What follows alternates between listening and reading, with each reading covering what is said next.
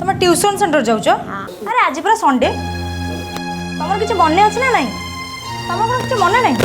आज भी आम पुअर राहुल जन्मदिन अरे सब तो पर पिला कथा चिंता कल निज पिला कथा तो चिंता कर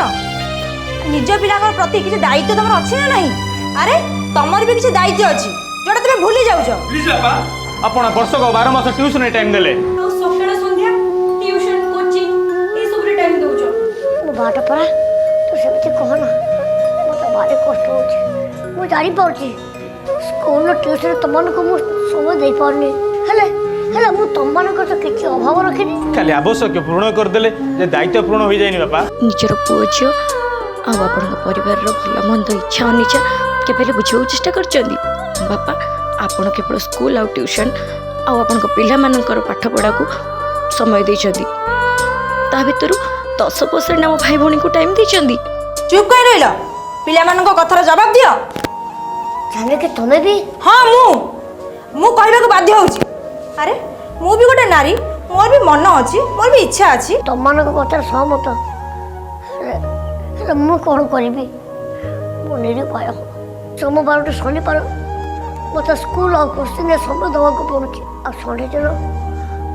फाइल पत्र काम करी जीवा को पड़ुची व्यक्तिगत काम करिया को पड़ुची सबु काम पछ परिवार आग पिता छुआ सहित ए घर भीतर बुढ़ा बापटे बंची अंत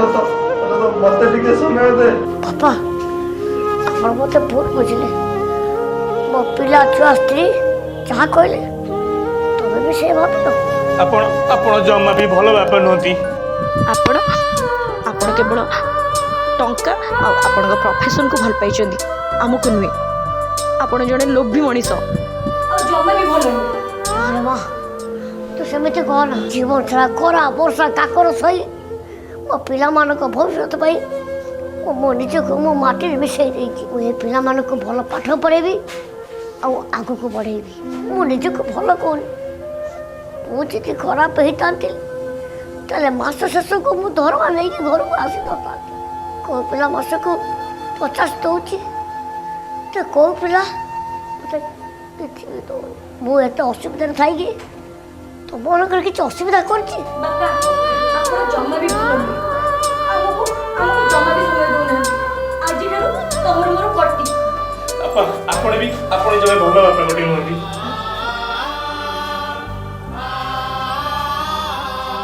पुआ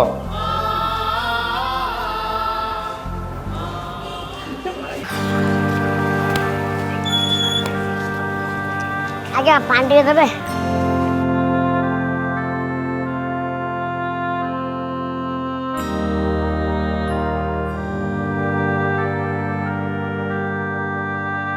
ऐसे कर दे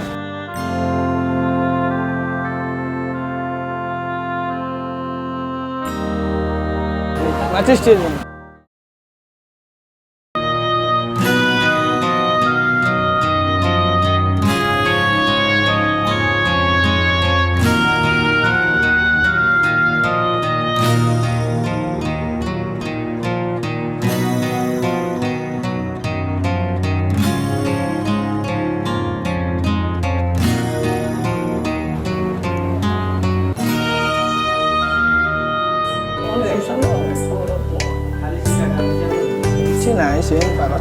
पिलाने गोटा कथा कहबी गोटा कौन 10टा कहून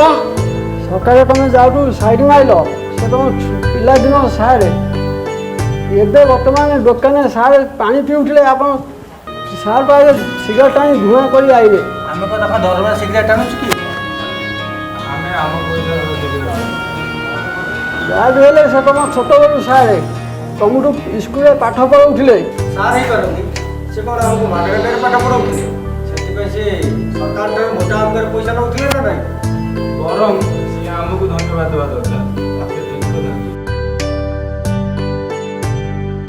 ସାରୁ ସମ୍ମାନ ନ ଦେବ ନାହିଁ ତେବେ ଖରାପ ବ୍ୟବହାର କରି କ'ଣ ଠିକ୍ କଲ